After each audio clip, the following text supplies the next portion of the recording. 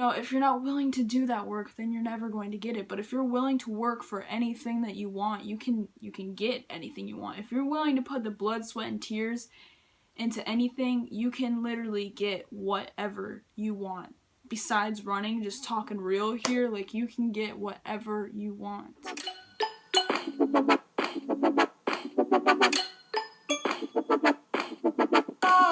Hey guys, welcome back to my channel. I've been wanting to do this video for honestly a really long time. I have made a few videos on running before, but I didn't really go into depth about it because I do know a few people who ask me, just breathing techniques, how to run for so long, how I stay consistent with running and all that. And I'm going to try my best to cover all those aspects of running. It will be different for each individual person, but I'm going to be mentioning what works for me, and you can probably apply that to yourself, and if it doesn't work, then customize it. That's literally all you have to do. Just try it. If it doesn't work, change it. Hey guys, welcome back. I recorded that last bit like literally, what was it, like over a week ago, exactly where I left off previously, but I do know the first thing I want to talk about is the water that I drink and how much water I drink. So I always bring a Propel with me, hashtag not sponsored, but it's by the same brand as Gatorade, and it's 0 calories. It's just flavored water, but it also has electrolytes in it for when you're sweating and losing electrolytes, whatever. It's probably not that necessary, I just like it, and it tastes really good, and 0 calories. So yeah, and I also just bring a regular bottle of water with me because I run for an hour. So to put it in retrospect, I don't know what the correct terminology for this. I've recorded this part like too many times because I don't know what word to use. Anyways, so half of this is 15 minutes. So one bottle lasts me 30 minutes a run. So if I'm running for an hour, I will bring 2 bottles of water. Whether it's Propel or just regular water, whatever. But you have to stay hydrated because a lot of people, if you're one of those people that get cramps really easily and you're out of breath, I'm going to be talking about that in this video. One reason you could be having cramps is because you're dehydrated. You need to stay hydrated, and you could be running and your mouth isn't dry, but you're still dehydrated. You need that. Even if you're not sweating, you still need to be drinking water. So I have little intervals where I have to walk a little bit, like for, a minute or 30 seconds or whatever, just so I can take a drink in order to keep on running. Because, I can't drink while I'm running because it just freaking spills everywhere. But, so yeah. So, and this isn't exact, obviously, but basically, when I'm in 15 minutes of my workout, half of it is gone. And then I'll use the other half for the next 15 minutes. And like I said, if I'm running for an hour, I will have 2 bottles of water. So that's kind of the, not stamp. I don't know what the word is, but that's just what I go by. That's how I know. So I'll never, and when it's a really hot day, I'll have more than half of the water gone. So that's why I just always bring extra water with me. This is a really dumb fuck order. I was gonna put this video in order, step by step, what you should do before you run and after you run and all this. The first thing you should do before a run is stretch. Obviously, it is super, super, super, super, super important to stretch before and after a run. That is the #1 things you should be doing. It is super, super important. And the stretches I do, which could be literally a whole nother video, but I do the splits and stuff. I just stretch out my legs, and I'll stretch out my upper half a little bit, and do neck rolls and all of that. There's all kinds of stretches you can do, but your main focus should be on your legs, obviously. And you'll notice that after a run, you'll be a lot more flexible. I can do the splits before my run, but I can do it so much easier after my run. So I have these Adidas shoes. They're Boosts, I think. I don't even know what kind they are. Don't quote me on that. But basically, the arch in the back is really high, so it's it always rubs up on my ankle. So I always wear tall socks with them, or socks that can. It's very important to wear socks that are not thick, but they're durable. Because if I wear thin socks, I get blisters on my feet. So when you're wearing socks that truly, protect your feet, it's a lot better. And also, it's a good idea to get running shoes and not just to be running, with no shoes or just regular shoes. Because these Adidas shoes they're not specifically running shoes, but they are sports shoes, so it makes it a lot more comfortable. I have a pair of Nike shoes, and they're just slip-ons, and they're supposed to be running shoes, but my feet hurt. I don't have knee problems, but I get a slight pain in my knee and my feet when I'm wearing the wrong shoes. It's just not as comfortable. So when you're running for that long and that fast and that long of distance, it's really important to have good shoes, a good foundation. That's the word I'm looking for. Now with running, I definitely recommend like the first 5 minutes of just walking or speed walking, not even jogging, just to warm your body up, whatever. And then that, like I said, this is the staple thing that I do. And then after that is when I'll do my running or whatever. And I noticed, so I want to mention breathing. This is a really, really important thing because people come to me all the time talking about how they can't run that long simply because they run out of breath. And I really want to talk about this because I used to have that same exact problem my entire life. I just started doing like actual running like a year or two ago, and I learned a breathing technique from a YouTube video. And, you know, it changed my life, like entirely changed my life. Because a lot of people who are saying that they have this problem, they don't have any health problems. It's simply because they're breathing in and out through their mouth. So each step they'll just be like, and that's how you run out of breath easily. That is a big no. I can't even breathe like that anymore because I trained myself to breathe the correct way. And ever since I learned this correct way, I can run for so much longer. Like my stamina and recovery is just amazing. And also when you're breathing in and out through your mouth like that, you're also getting dehydrated a lot quicker. Your mouth is going to be a lot more dry. So then you're going to be like chugging down waters when you're not even, you know, it's a mess. It's a mess. It's an actual mess. So I will probably link that video in the description, but basically what this guy was saying was that each step you take is a breath, but you have to breathe in through your nose and out through your mouth. That is the key. So basically each step, I'll pretend these are feet, so it'll be like,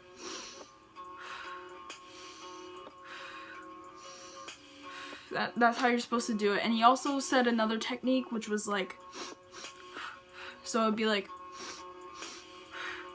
but I can't find myself to do that because it's just, it's a lot. I don't know, I just can't personally do it, but that could be another technique that you use. So just doing this has been, like, I've been able to run for so much longer, and I'm not dehydrated, my mouth isn't dry because I'm not breathing in all that air, just gasping air, you know. And you can, trust me, if you try it, you will run for so much longer, I swear. Like, I swear on God. Don't allow yourself to overheat either. This is a huge thing for me personally because I run outside and I'm in Florida and it's just super hot. So I do take breaks in between my run, not like, you know, long breaks, but I'll just get off the treadmill for a second to splash water on my face, to sit in the fan for a couple of seconds, go to the pool or something, and then get back on immediately after, just so I'm not like completely overheated, because I do get really red when I run too. And so yeah, it just gets really hot out there. Which also reminds me is after my run, I always take a cold shower, which cold showers are amazing for you. They're so good. Number one, it cools my body temperature down and I'm not wasting hot water. And it's a lot better for your hair. I do know that for a fact because, you know, hot water opens your pores and your hair follicles. And you know how it's really bad to straighten your hair and all that, which is any heat, and you often see people who like live in Florida or whatever who are out in the sun a lot, their hair is like fried as if they straighten it all the time. So evidently if you're like, you know, putting heat on your hair and you live in Florida and you're outside all the time, your hair is gonna look pretty fried because any heat is pretty bad for your hair. You know, some people have really good genetics and they can do all this stuff to their hair and it still looks healthy, but typically it's not good for your hair. So it makes sense that, you know, taking hot showers would damage your hair. And this is just something I've learned this off the internet, but I noticed once as I started taking warmer, not hot showers and colder showers, my hair just turned out a lot healthier. It's just better. And also hot showers will open your pores and all that, which is supposedly good for you. I don't know. I think cold showers are awesome, and the only time I can actually enjoy them is after a run because, you know, you're super hot and super sweaty. It's just very satisfying to me. So another thing that's important is the cool down after the run, which how I told you guys you're supposed to be walking the first 5 minutes. It's kind of, you do the same thing at the end. You walk for 5 minutes to cool off your body. And so even after that, I will take a cold shower for the cool down. Cool downs are supposedly really important. I can't tell you how. I've researched on this and I didn't really go into to depth about it, so I don't know why it's good for you. I just know that it is good for you, so I just always do it no matter what. Even if it's 3 to 5 minutes of walking or slow jogging, whatever it is, to just kind of go back into your homeostasis, whatever. Now, another thing a lot of people ask me is, how am I so consistent with running? How am I so motivated with running? Because literally right next to me, when I was in middle school, I wanted to run so bad simply because I thought I was, overweight, and I just wanted to lose weight. I didn't want to run, I just wanted in it for the results. And next to me, I have this paper I made with all these running quotes to try to wake up and motivate myself, and that didn't really work. I wasn't consistent with running at all. I only became consistent with running last summer, so it was a year ago. And I say this all the time, and I don't, you guys really need to try it. I have this playlist on YouTube. It's just called Running, and I listened to it while I was running, and it really motivated me because I really digested the words that were being said to me, and it made me want to push farther, and I got really good at running at that point. I learned how to breathe, and I was really motivated to do so.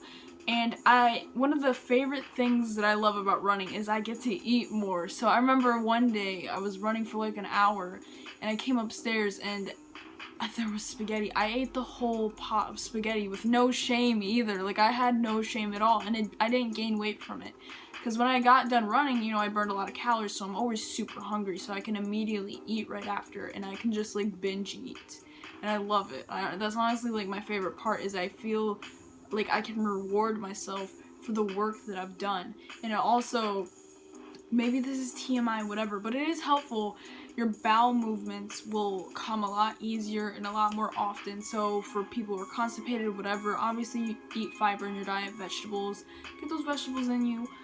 So how I truly stayed consistent and motivated with running is because I wasn't in it for the results at all. I'm happy with how I look now, but I'm still always making room for improvements. But at this point in time, I'm not running to lose weight. I mean, maybe to gain more muscle, in my leg area, but it's just fun to do, and it makes you feel like you did something for the day, and you did something for yourself, and it's just beneficial in every single aspect. Good for your heart, good for your body, everything. So, and it just feels good. It feels good while I'm running. It feels so satisfying after a run. It's the best feeling in the world. It really is. It's one of, I have a sign over here that says, "A good laugh and a long run are the 2 best cures for everything." And I printed that out because it was so relatable. It's really true. Whenever I was feeling sad, or someone made me angry, whatever strong emotion I was having, I would just take it out on a run, and it made me feel so much better afterwards. It really does, because when you run, it releases endorphins and all this scientific stuff that I'm not going to get into because this ain't that video. But, so yeah, that's really how I did it, is, at the beginning, I just wanted to be skinnier. So it obviously wasn't working because I wasn't seeing the results immediately. And a lot of my friends want to run to lose weight, whatever. And you know what? You're not going to be consistent with it if that's all you're looking forward. And I'll tell you that right now, 100%. You have to be doing it because, you truly want to do it. It's kind of like somebody who wants to be a famous singer, but they're not willing to put in the work for it.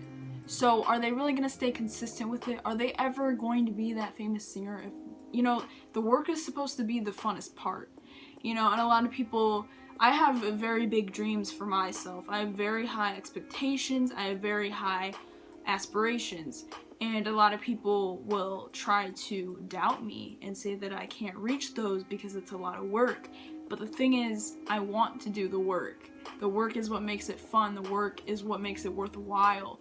I actually want to do it. That's the whole point of it. So, if you're not willing to do that work, then you're never going to get it. But if you're willing to work for anything that you want, you can get anything you want. If you're willing to put the blood, sweat, and tears into anything, you can literally get whatever you want. Besides running, just talking real here, you can get whatever you want. Also, another thing with running, don't overwork yourself. I know a few people who will run until they throw up, and I used to want to do that too, but that's totally not healthy for your body. Obviously, here's the one thing I will say, and I'm no expert on running, whatever, but this is what I set for myself is that at the end of the workout, I should be dripping in sweat and be super wet. I should at least be drenched in sweat. Like, you should be able to see it everywhere. That's my goal. Not throwing up, not cramps and all this. Also, another thing with the cramps from my own experience could be caused by dehydration and, you know, how you're breathing. When I'm not taking in enough oxygen, I will get cramps like under my ribs, or if I'm not drinking enough, I will get cramps under my ribs. But once as I started doing both of those things, I didn't get cramps anymore. You can also get cramps if you haven't, you know, ran a lot, like you're just starting into running. And also, I'm going to speak about bloating real quick because I don't know anybody else that has this problem, but whenever I first started running, I would get, like, I looked fatter after I ran, and I would just get, that's what really didn't motivate me, is I would be like, I'm not even getting results, like, I'm looking worse after a run. And I knew that would eventually go away, but I didn't understand why I was getting so bloated after running. And that could also be because of dehydration, how much oxygen you're taking in. But the number one reason that I really noticed is that it's because you're just getting into running. Oh, another reason is because you could have just ate before you ran. Oh, I didn't even talk about this. I need to stop getting sidetracked. So, before a run, if you're going to eat food, you should have something in your stomach. You should not run on an empty stomach. I used to be a firm believer of that. I would wake up at 6 in the morning, not eat anything. I would go on a run and then eat a granola bar when I got back. That's not enough. Now what I do is I'll eat like a small but energized breakfast, like banana, granola bar, cereal, whatever. And I'll wait like an hour or two just to digest the food, because if I run right after I ate, then I'll definitely get cramps and I'll almost feel like I'm going to throw up, because when you're running, you're shaking everything up. You're shaking up your bowels, you're shaking up, like, all your organs are moving around. So that's it probably will make you throw up. So it's a good thing to have food digested, never run before that. It's okay to drink before a run though. I always do that to stay hydrated, so I'm not drinking up all my water that much while I'm running. It's also good to go to the bathroom before you run, because going running will probably make you have to go to the bathroom. Like I just told you, your organs are shaking up the entire time. So I wasn't going to say this earlier, but I'm just going to say it right now, just as an example. The other day I ran for like an hour straight, and I had to go to the bathroom really bad. Like, I literally had to jump off the treadmill, and I had to go. And it instantly just, like, came out of me. So, yeah, number one, I was burning a lot of calories. I burned, like, everything that I ate that day. And, like I said, the bowels moving around and stuff. Just whatever. That's what I read online, so. And if you guys are going to do this for the results, I'm going to tell you that at least do it for 6 months and you will see results. You know, most people in our generation, they're so used to instant gratification that they want those they want those instant results, and when they don't get it, they just give up, and that's not the way to be. You know, I would get frustrated because after like a week of running, I would feel like a difference in muscle, and then I'd run for like another week and there was just no changes, and I was expecting a new change every week, but that's just not the case. But if you stay consistent, if you take a picture of yourself or take a video of yourself explaining, you know, how you feel and, you know, how mushy your legs are, I don't freaking know. And then 6 months later, after running, you know, 5 days a week, whatever, there will definitely be a difference. I will tell you that. So that's what I'm trying to do, and I'm trying to eventually be able to run for a 5K one day or 10K, whatever. That's my goal. I really do, like, that's how much I love running now, is that I actually want to become a runner. I don't want to do it just for that result anymore. So, and I think that's the mindset everyone should have, just to do it just for fun, because they know it's good for their body, whatever. So yeah, number one thing is that you have to stay consistent with it. You can't just do it one day, do it 1 week, and then give up. You have to be consistent. And like I said, you will be, I mean, some people, the results do really motivate them because they want it so bad. So they're willing to do whatever it takes and wait as long as it will take to get to that result. And, you know, whatever, more power to you. But just in my personal situation, the results weren't enough to keep me motivated, so that's why I'm just putting that out there. The only results that motivated me was how much better of a runner I became. Because I remember in middle school, she would play a 3-minute song, and we'd have to run for those 3 minutes, and then we would walk for 1 minute. Run for 3 minutes, walk for 1. And it killed me. We only did this for like 3 songs, and I was out of breath. It was really bad, but also, again, I didn't know the breathing technique, but I just remember I would get cramps, I would be sweating, and that just shows how out of shape I was. And now I can run for like 6 minutes, like nothing, like literally nothing, like I'm not even breaking a sweat. So that's what motivates me to do more, because I want to be able to run for an hour straight and not even, want to break a sweat. But that's the point that I'm at right now. I can only run for like 4 miles right now. That's like a lot for me. I'm not used to it. And then I have friends that can run for like 10 miles a day. So that's my goal though. And yeah. And I remember my fastest mile I've ever done was like 12 minutes, I think, which isn't that good in my opinion, because I know people who have ran a mile in 6 minutes. So that is also my ultimate goal, which I know I'll get there someday if I keep on going. So end of this video, make sure to subscribe and like for more weird content like this. And I'll see you guys later.